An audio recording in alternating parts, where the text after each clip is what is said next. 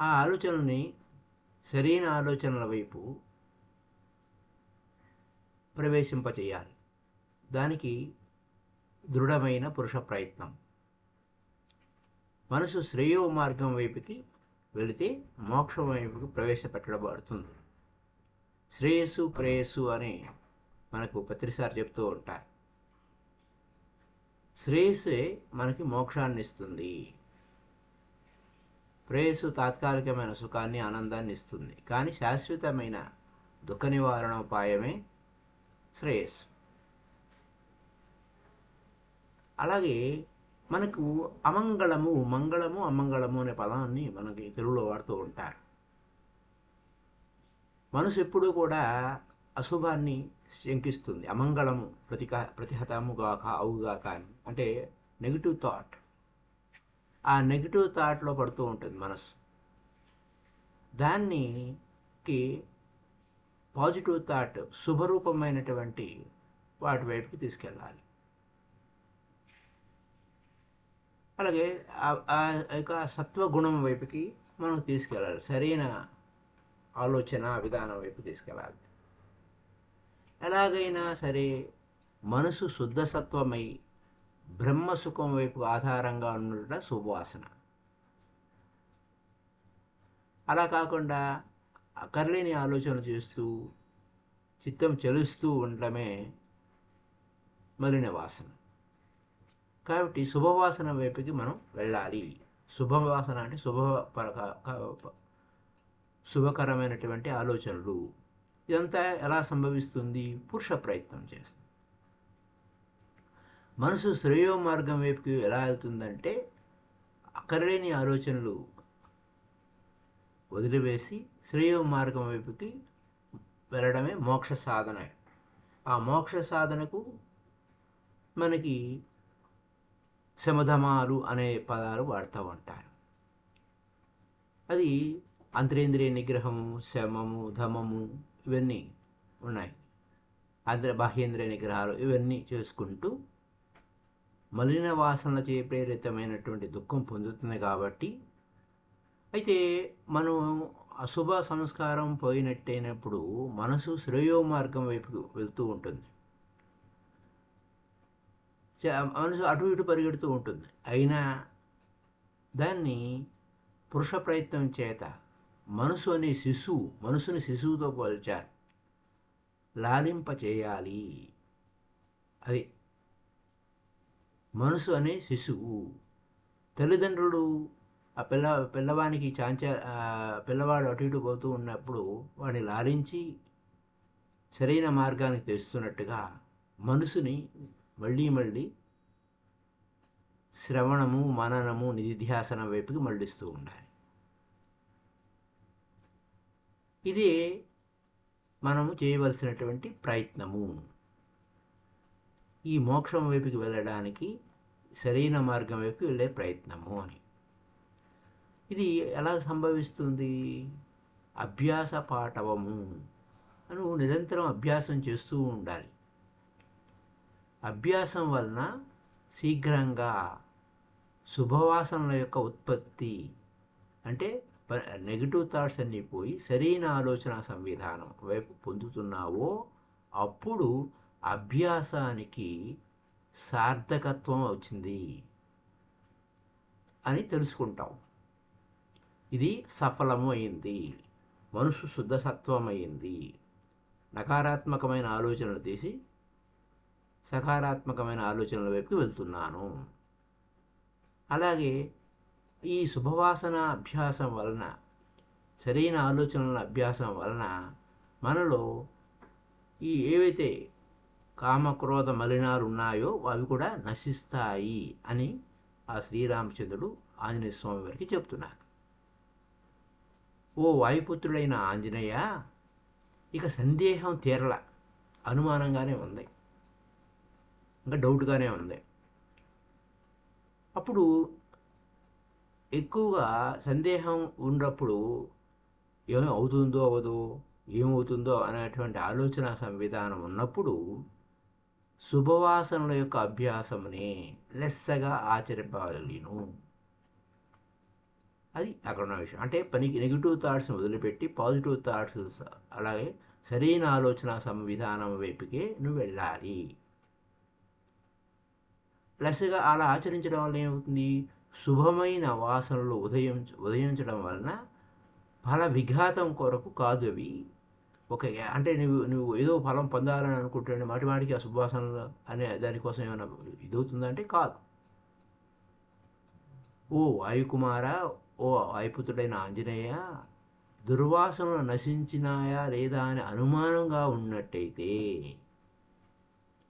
అవి విశేషంగా నశించడానికి నువ్వు ఎక్కువ ఏం చేయాలి, శుభవాసనలనే అభ్యాసింపచేయాలి. అంటే ఆ యొక్క పాజిటివ్ థాట్ని అభ్యాసం చేయాలి. అది సరైన ఆలోచనే చేయాలి. సరైన ఆలోచనని అభ్యాసం చేయాలి. సరికాని ఆలోచనని తీసివేస్తూ ఉండాలి. అయితే మనకు ఎప్పుడైతే ఈ యొక్క పాజిటివ్ థాట్ని పెంచుకుంటూ పోయామో, గొప్ప బుద్ధిశాలి వగు ఆంజనేయ, వాసనలు క్షయించటం వలన అనుభవ జ్ఞానము, మనోనాశనము, ఈ మూడు వస్తాయి. వాసన క్షయించటం, అనుభవ జ్ఞానం, మనోనాశనం, ఈ మూడు ఏకకాలంగా సంభవిస్తాయి. అప్పుడు చిరకాలం అభ్యసింపబడిన మోక్ష ఫలము మోక్ష ఫలం వస్తుంది. అది తర్వాత ఇది తర్వాత అనేది ఉండదు. సో ఇక్కడ ఏంటంటే అభ్యాసం చేయటం వల్లనే నెగిటివ్ థాట్స్, నకారాత్మకమైన ఆలోచనలు అన్నీ పోయి సరైన ఆలోచన వైపుకు వస్తాం. తత్వజ్ఞానము, తత్వం అదే నేను, మనోనాశనము, వాసనాక్షయము, ఈ మూడు పరస్పరం ఒకదానికి ఒకటి సాకారం, ఒక మాటనే వస్తాయి. అలా ఒక మాటనే వచ్చేదాన్ని పూర్ణ బ్రహ్మజ్ఞాని, వానికే మోక్షమని తాత్పర్యం అన్నమాట. తత్వజ్ఞాని అంటే మనోనాశనం అంటే ఏమిటి, మనసు శూన్యమైపోవటం, ఆలోచన రహిత స్థితికి వెళ్ళటం. ఆ తత్వజ్ఞానం అదే నేను అనే జ్ఞానం, మనోనాశనము, వాసనాక్షయము. వాసనాక్షయం అంటే అశుభమైన ఆలోచనలన్నీ తీసివేయబడతాయి, చిత్తవృత్తులు నిరోధమవుతాయి. ఇంకా ఏ వృత్తులు ఉండవు అక్కడ. ఇంకా మిగిలింది ఏంటి, నువ్వే అదే నీవు అనే జ్ఞానం.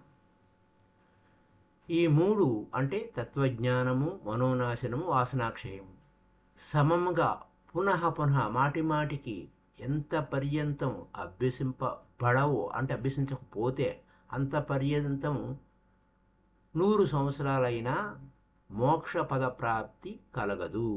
అంటే ఇదే విషయాన్ని జగద్గురు శంకరాచార్య మనకు చెప్పింది మనం గుర్తు చేసుకోవచ్చు. జ్ఞాన విహీన ముక్తి నభజతి జన్మసతేనా.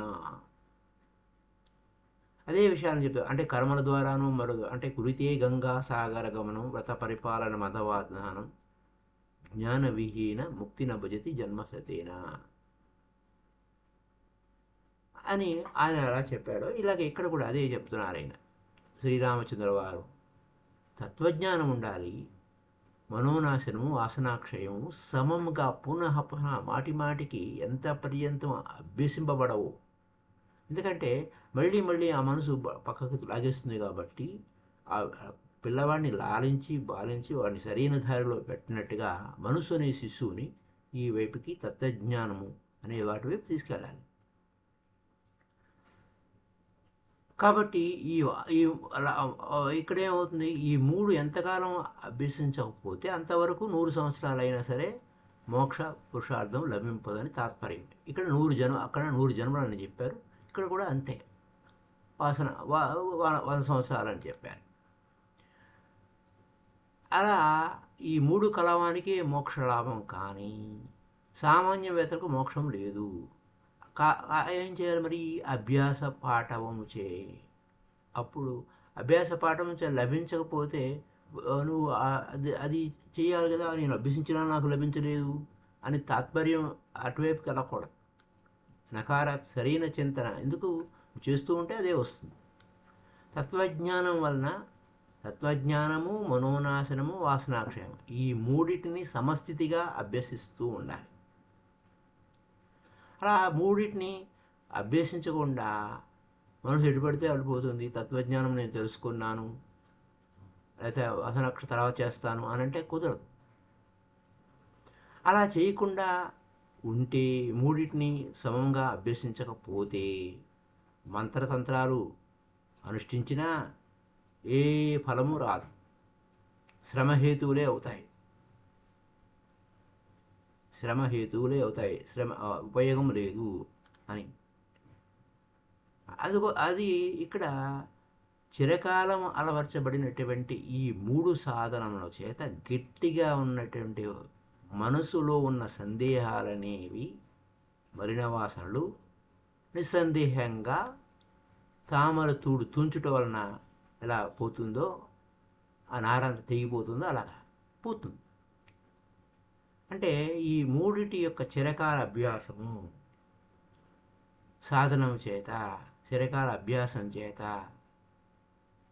అలా మనసు, హృదయ గ్రంథి అనే పదం వాడతారు తెలుగులో. హృదయ గ్రంథి అంటే మనసులో పుట్టేటువంటి సందేహాలు, మలిన వాసనలు, అవి తెగిపోతాయి. తామర తూడు వలె నిస్సందేహంగా నశించి మోక్షమునకు సహాయం పొందుతుందని తాత్పర్యం అన్నమాట. ఇక్కడ అనేక జన్మ శతములు అంటే మనకి ఆ నెగుడు తాటు లేకపోతే మరొక విషయాలు ఎందుకు వస్తున్నాయి, అనేక జన్మల నుంచి, జన్మశతములు అంటే అనేక వందల జన్మల నుంచి ఇది మనకు వాసనలు వస్తున్నాయి. అనాది వాసన సిద్ధమై ఉన్నప్పుడు వాటిని ఎలా పోగొట్టుకుంటాం? అనేక శతములచే అభ్యసింపబడినటువంటి మిథ్య అయినటువంటి నా సంసార సంస్కారం ఎలా పోతుంది? చిరకాల అభ్యాసము. నువ్వు అభ్యాసం మొదలుపెట్టు. జ్ఞానయోగిగా అయితేనే, నువ్వు జ్ఞానయోగివి కాకపోతే నీకు లభించదు. జ్ఞానయోగి అయితే ఖచ్చిత ఎక్కడ అంటే జ్ఞానయోగి కాకపోతే లభించదు. కాబట్టి నువ్వు చిరకాల అభ్యాసం చేతనే చేయాలి. ఏమిటది? శ్రవణము, మననము, నిధిధ్యాసన, సమాధులు దృఢమైతే ఇక అజ్ఞాన గ్రంథి అంటే ఏంటి? అనుమానం అనే అది నశిస్తుంది, అనుమానాలు ఉండవు.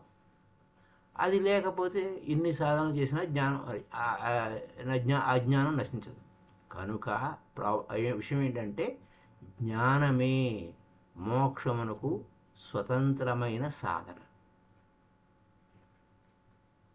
ఈ జ్ఞానం అనేటువంటి స్వతంత్రమైనటువంటి సాధన, మోక్ష సాధనకి దానివల్ల ఏమవుతుంది? నువ్వు అనేక వందల జన్మల నుంచి ఆ యొక్క పనికి మాలిన విషయాల వెంట పడినా ఇప్పుడు నువ్వు సరైన దాని వైపుకి నువ్వు వస్తావు అని. అలాగే చంద్రుని వలె చల్లని మనసు గల ఓ ఆంజనేయ, తస్మాత్ ఆ హేతువుని వివేకము చేత అంటే వివేకము గల నీ చేత, అనగా ముముక్షువగు నీ చేత, పురుష ప్రయత్నం చేత, ఇలా అనేక చెప్తున్నారు. అంటే ఇక్కడ వివేక విచారణ అనేది ఉంటుంది. అలాగే ముముక్షుకి ఉండవలసింది వివేక విచారణ, పైగా పురుష ప్రయత్నం. ఈ పురుష ప్రయత్నం వలన, గట్టి ప్రయత్నం వలన సంసార భోగవాంఛ అంటే ఇక్కడ సంసారం అంటే చిత్తే చలతి సంసారం దూరంగా ఉండి త్యక్తా విడిచి ఈ తత్వజ్ఞానము, మనోనాశనము, వాసనాక్షయము మూడింటిని లెస్సగా ఆశ్రయింపుము అని. సమాశ్రయ అంటే లెస్సగా ఆశ్రయింపుము అని విశేషంగా సాధన చెయ్యాలి. అయితే ఈ సాధన చేసే విషయంలో ఇవి వ్యవహారం. ఈ జ్ఞానయోగం చేత నీకేమవుతుంది? వివేకం వస్తుంది. అలాగే ఏవి అక్కడ నువ్వు ఈ సాధన క్రమంలో ఏవి విడిచిపెట్టాలి, ఏవి విడిచిపెట్టకూడదు అనే విషయాన్ని దృఢపురుష ప్రయత్నం చేయడం, దృఢమైనటువంటి పురుష ప్రయత్నం కలవాడవై తత్వజ్ఞానము, మనోనాశనము అభ్యసిస్తే నిరంతరం అభ్యసించుము, వాసనాక్షయాన్ని నిరంతరం అభ్యసించుము అని తాత్పర్యం. అయితే తస్మాత్ అంటే జాగ్రత్త, ఆ కారణం వలన సంసార వాసనతోడ కూడుకునున్న మనసుని సంసారమందు తగులుకుంది, బంధించబడి తగులుకున్న దానిని, అనగా బంధంగా ఉన్నదాన్ని పండితులు అంటే ఎవరు, బ్రహ్మవేత్తలు తెలుసుకొనుచున్నారు. కాబట్టి ఆ మనసే దాన్ని లెస్సగా అజ్ఞాన కామ కర్మ రూపమైన సంసార వాసన చేత త్యక్త్వా విడిచిపెట్టబడినది ముక్తి అని చెప్పబడుతున్నది. అంటే మనసు సాంసారిక భోగ వాసనతో కూడినేని బద్ధోహి బద్ధాభిమాని అంటారు కదా, అలా బద్ధమై ఉన్నది, అది విడిస్తే ముక్తమై ఉన్నదని జ్ఞానులు చెప్తున్నారు. కామకర్మ తమస్సుల చేత సంసారము పరమార్థమని ఆ ప్రయత్నమందే ఉండుట బంధమని. ఇక్కడ స్థూలమైన మీనింగ్ తీసుకోకూడదు. కామ కర్మ తమస్సు అంటే, కామము అంటే అంతా నాకే కావాలి, నాది మాది అనేదాన్ని. అలాగే తత్సంబంధితమైన కర్మలు తమో గుణం వైపుకి వెళ్ళకుండా అదంతా కూడా సంసారం అవుతుంది. పరమార్థ ప్రయత్నము, అదే పరమార్థం అనుకుంటే బంధం అయిపోతుంది. దృఢ పరోక్ష విజ్ఞానము, దృఢమైన పరోక్షం అంటే నీ అనుభవపూర్వకమైన జ్ఞానంచే సంసారమును, అంటే ఆ యొక్క చిత్తే చలితి సంసార కాబట్టి ఆ సంసారం అంటే అది విడిచిపెట్టడం వలన ముక్తి అని తాత్పర్యం. ఇక్కడ పాయింట్ అంటే ఇంకా ఏం చెప్తున్నారు, ఓ వానరశ్రేష్ఠుడా, నీవు మనోనిర్వాసని భావము అంటే మనసుకు మలినవాసనలు లేని ధర్మమును శీఘ్రంగా అనుష్ఠించు. సత్యమైన సమ్యజ్ఞానం వలన సంసారం వలన నిశేషంగా సంసార వాసన విశేషంగా లయింపబడుతుంది. మళ్ళీ చెప్పుకుందాం. ఓ వానర శ్రేష్ఠ, నీవు మనసునకు మలిన వాసనలు లేని ధర్మాన్ని శీఘ్రంగా అనుష్ఠింపు, అంటే అనుష్ఠింపు. సత్యమైన సమ్యక్ జ్ఞానం అని అంటారు కదా బుద్ధుడు, అలా సమ్యక్ జ్ఞానం వలన సంసార వాసన విశేషంగా లయించబడుతుంది. ఇక్కడ సంసారం అనే దాని స్థూలమైన మీనింగ్ తీసుకోవద్దండి, మళ్ళీ చెప్తున్నాను. చిత్తే చలితి సంసార అంటే ఎటువంటి అటు పోకుండా ఉంటాం.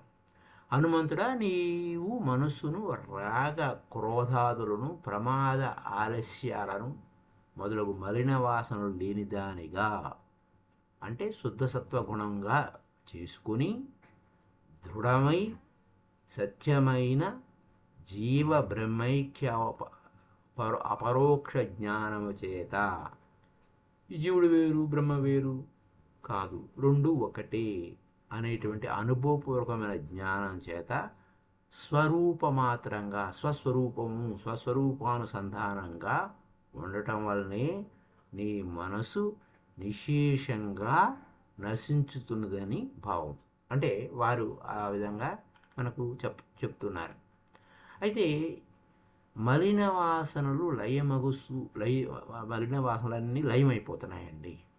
అప్పుడు మనసు దీపం వల్లే శాంతిని పొందుతున్నది. ఇక్కడ వాసన అంటే ఈ సంసార వాసనను లెస్సగా విడిచిపెట్టి జ్ఞానమాత్ర స్వరూపుడైనటువంటి నాయందు ఎవడు నశించిన మనోవేగం గలవాడై ఉంటాడో ఆ జ్ఞాని సచ్చిదానంద స్వరూపుడై అయినటువంటి నేను అయితిని. చూసారా, చివరికి ఏమైంది? ఆయన వేరు నేను వేరు కాదు, ఆయనే నేను, ఆ రాముడే నేను అనే పదానికి వెళ్ళిపోతాను. మళ్ళీ చెప్పుకుందాం. మలిన వాసనలకు లయమవుతున్నాయి అంటే ఆ నెగిటివ్ థాట్స్ అన్నీ వెళ్ళిపోతున్నాయి. మనసు ఏ విధంగా అయింది? దీపం వలె శాంతిని పొందుతుంది. ఇక్కడ ఈ యొక్క వాసన, ఈ సంసార వాసన అంటే ఆ మనసు చలించేటువంటి ఆ చలనం లేకుండా సంపరిత్యజ్య లెస్సగా విడిచి చిన్మాత్ర విగ్రహే జ్ఞానమాత్ర స్వరూపుడైనటువంటి నాయందు, స్థూలంగా కాదు, స్థూలమైన రాముడు కాదు, చిన్మాత్ర జ్ఞాన మాత్ర స్వరూపుడైన నాయందు యహ్ ఎవ్వడు నశించిన మనోవేగం గలవాడై తిష్టతి ఉంటాడో, తిష్ట వేసుకున్నాడు అంటాడు కదా, అలాగా ఉంటాడో ఆ జ్ఞాని సచ్చిదానంద స్వరూపుడనైన నేను అయి ఉన్నాను. ఆ జ్ఞానినే నేనై ఉన్నాను. ఇంకా ఆ రాముడు వేరు నువ్వు వేరు కాదు. అంటే తాత్పర్యం వీళ్ళు ఏం చెప్తున్నారు, దుర్వాసనలు నిశేషంగా లయించినటువంటి అట్లయితే దీపం వెలిగి వెలిగి తనయందే తాను లయమవుతుందో ఈ మనసు అనే వృత్తులు తనలోనే నశిస్తాయి. ఎవడి వాసనలు విడిచి జ్ఞాన స్వరూపుడై ఉంటాడో వాడే బ్రహ్మవేత్త కాదు, మరి అతడే బ్రహ్మము అనే భావం. ఇక్కడ ఏమన్నాము, ఇక్కడ వీరి వ్యాఖ్యానం విడగొట్టారు, కానీ వాస్తవానికి ఏమైంది, తానే రాముడైపోయాడు. ఇక్కడే అదే విధానంగా బ్రహ్మవేత్త కాడు అంటే బ్రహ్మం తెలుసుకున్నవాడు కాదు, రాముడు తెలుసుకున్నవాడు కాదు, రాముడే తానై ఉన్నాడంటే అతడు బ్రహ్మమే అయి ఉన్నాడని భావం. అనగా నాయందు మనసు వృత్తులతో నశించినట్లే ఆ జ్ఞాని యొక్క రూపమే నేను, అదే వచ్చింది ఇక్కడ మళ్ళీ ఫైనల్గా. ఆ ఎటువంటి అంటే మనసు వృత్తులన్నీ పోయి ఇంకా ఏ వృత్తులు లేవు, జీరో అయిపోయాడు. ఆ జీరో అయిపోయిన స్టేట్లో ఆ జ్ఞాని యొక్క రూపమే నేనే ఆ జ్ఞానిని. మాకు ఏ భేదము లేదు. చూడండి, మాకు ఏ భేదము లేదు. ఆ రాముడు అంటే నువ్వు ఇలాంటి స్థితికి నువ్వు వస్తే నీకు నాకు భేదం లేదు. రాముడే ఆంజనేయుడు, ఆంజనేయ రాముడు. అంటే ఇది ఇక్కడ ఎవరికి చెప్తున్నారు, ఆంజనేయ స్వామికి శ్రీరామచంద్రుడు చెప్తున్న మాట. సాధన మనకు చెప్తున్నారు అనంటే అదే అంతా రామమయమే, అంతా రామమయమే, అంతా రాముడే, రాముడు తప్ప అన్యం లేదు. ఈ విధమైనటువంటి జ్ఞానం మనకు అద్భుతంగా వస్తుంది. ఎంత అద్భుతంగా చెప్పారు చూడండి. వాసన విలయే చేత అంటే వాసనలు విలయే అంటే మలిన వాసనలు లయమవుతుంట చేత. ఇక్కడ చేత అంటే మనసు ఏమైంది, దీపవత్ దీపం వలె, శమయ అంటే సమయాతి శాంతిని పొందుతుంది. అక్కడ ఏమి జరిగింది, వాసన ఈ సంసార వాసన, ఈ సంసారం అనే పదం ఈ పాత వాళ్ళు అలా వాడుతూ ఉంటారు. ఈ సంసార వాసనను సంపత్యజ్య లెస్సగా విడిచిపెట్టి చిన్మాత్ర విగ్రహే జ్ఞానమాత్ర స్వరూపుడైనటువంటి మై నాయందు యహ ఎవడు ఎవడు నాయందు ఉంటాడు, నశించిన మనోవేగం గలవాడైతాడు. మనసు నశించింది అంటే మనోవేగం, మనసు వేగంగా అటు ఇటు పరిగెడుతుంది కదా, ఆ పరిగెట్టేటువంటి మనసు నా యందు స్థితమై తిష్టతి ఉంటుందో అంటే అక్కడ రామ అని అక్కడ మళ్ళీ ఏ మనసు లేదు. అక్కడ మనసు ఏం అనుకోవటం లేదు, ఏ మంత్రం చెప్పడం లేదు, ఏ మంత్రం చెప్పొద్దనే ముందే చెప్పారు. సహా ఆ జ్ఞాని సచ్చిత్కాత్మ సచ్చిదానంద స్వరూపుడైన అహం నేను అస్మి అయితిని అంటే ఇద్దరం ఒకటే అయ్యా. ఆయన వేరు నేను వేరు కాదు. అది అక్కడ ఉన్న పాయింట్. ఇది ఇంకా దుర్వాసనను నిశేషంగా లయించినటువంటి అది దేంతో పోల్చారు, దీపం వెలిగి వెలిగి తనలో తాను లయమైనట్టు ఈ మనస్సు అనే వృత్తులు తన యందు నశిస్తూ ఉంటాయి. మనసు అటు ఇటు పరిగెట్టి నా అయితేనే కట్ చేస్తూ మళ్ళీ ఎరుకతో గమనిస్తూ ఉన్నాము. అప్పుడు ఏమవుతుంది, వాసనలు విడిచిపెట్టి జ్ఞానస్వరూపుడై ఉంటాడు వాడు బ్రహ్మవేత్త. ఆ బ్రహ్మవేత్త అంటే అహం అంటే ఆ బ్రహ్మవేత్త కాడు అంటే ఆ బ్రహ్మవేత్తే కాదు నాయన, ఆ బ్రహ్మమే అవుతాడు. బ్రహ్మం తెలిసినవాడు కాదు, బ్రహ్మమే తను అవుతాడు. ఆ బ్రహ్మం వేరే నేను వేరే అనే పదం లేదు అక్కడ. ఆ బ్రహ్మమే తానవుతాడు అనే భావం. అంటే నా యందు మనసు వృత్తులతో అంటే మనసు వృత్తులతో నశించినప్పుడు నశిం మనస్సును వృత్తులతో నశింపజేస్తున్నాడో ఆ జ్ఞాని యొక్క రూపమే నేను. ఎవరైతే మనసులో వృత్తులన్నీ నశింపజేస్తాడో, మనసు శూన్యమవుతుందో ఆ జ్ఞాని యొక్క రూపమే నేను. ఆ జ్ఞాని యొక్క రూపమే నేను. నేనే ఆ జ్ఞాని, మాకు ఏ భేదం లేదు అని చెప్పారు.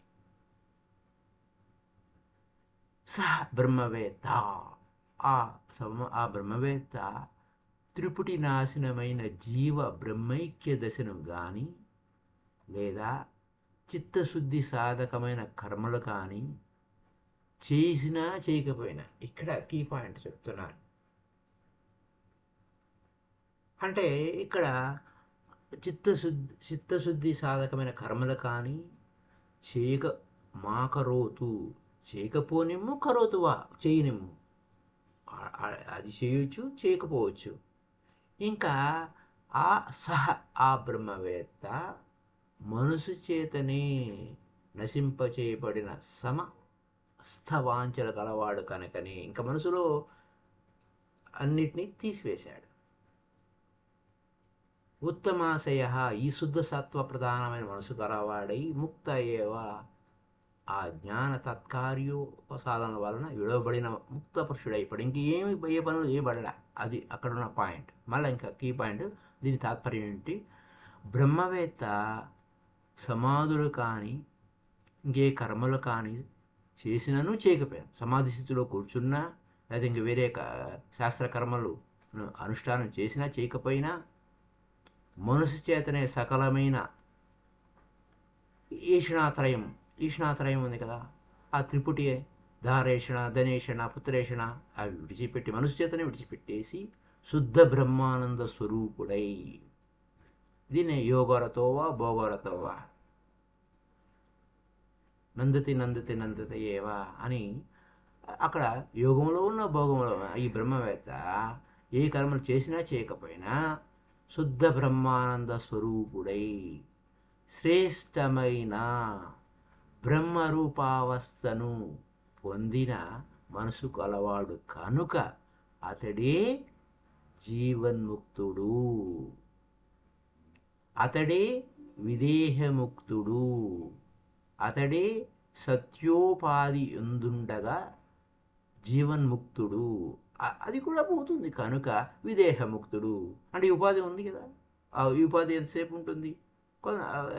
దాని నియమం ప్రకారం అది కొంతకాలం ఉంటుంది, పోతుంది. అప్పుడు జీవించి ఉండగా ముక్తుడే, దేహం విడిచిపెట్టిన ముక్తుడే.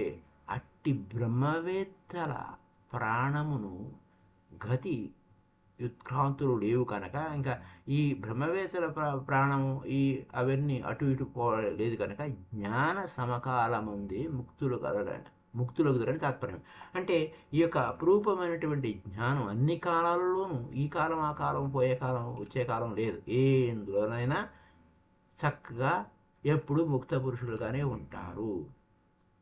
అస్య అంటే ఎవని యొక్క మనస్సు సర్వవాసనాశూన్యమై బ్రహ్మమగుచున్నదో, చూడండి ఎలా అయింది. అందుకోసమే మన ఏవ మనుష్యానాం కారణం బంధమోక్షే అయింది.